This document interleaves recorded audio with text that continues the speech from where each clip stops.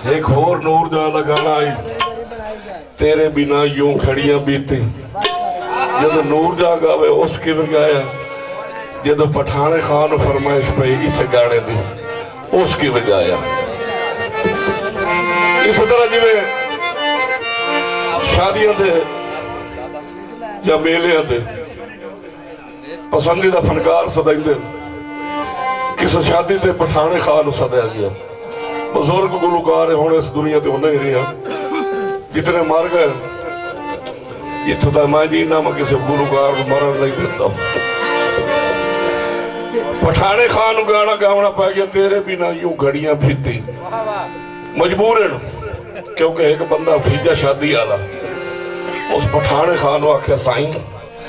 साकू गाना सुनाओ नूर जान दा तेरे बिना यूं घड़ियां बीती। सैकटरी नूं पठाने खा के तै को याद है सैकटरी आखे जी साईं तुम शुरू करो जिथों तुसी बोलो ना तुसी मेरे सिर्फ अख वेखनी अगला फिक्र मैं तो को दसा दस उस आखे याद ना जरा गाना तो आई ना तेरे बिना यूं घड़ियां बीती जैसे सदियां बीती गई हो तेरे बिना यूं घड़ियां बीती जैसे सदियां बीत गई हो तेरे बिना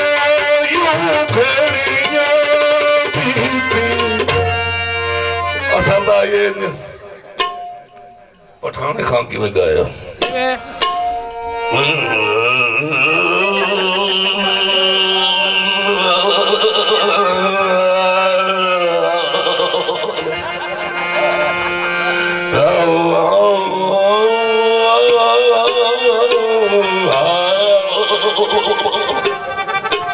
हलो साइकिल चलता उस अपने रंग के सुनाया तेरे बिना यूं घड़ियां बीती तेरे बिना यूं घड़ियां बीती जैसे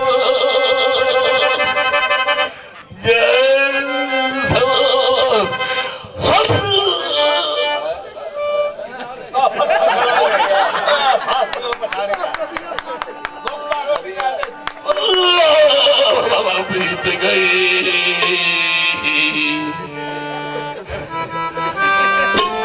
तेरे बिना यूं घड़ियां बीती तेरे बिना यूं घड़ियां बीती कैसे सदियां बीत गई जैसे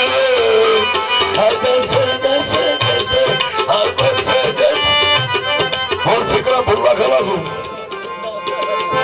समझो सैकटरी होता फिक्रा बुरा खला तू सैकटरी आलो आखिर सैकटरी एडा लानती आई मुंह पर आ जगी तो याद के क्योंकि सैकटरी नु कोई ना याद जैसे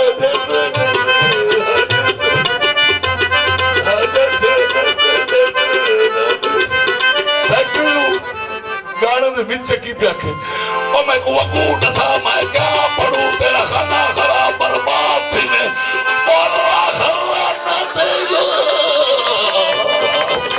तेरे बिना यूं घड़ियां बीती तेरे बिना यूं घड़ियां हाजी आसिफ पप्पू और बात बैठे रहोगे जनाब आसिफ पप्पू इसी से आए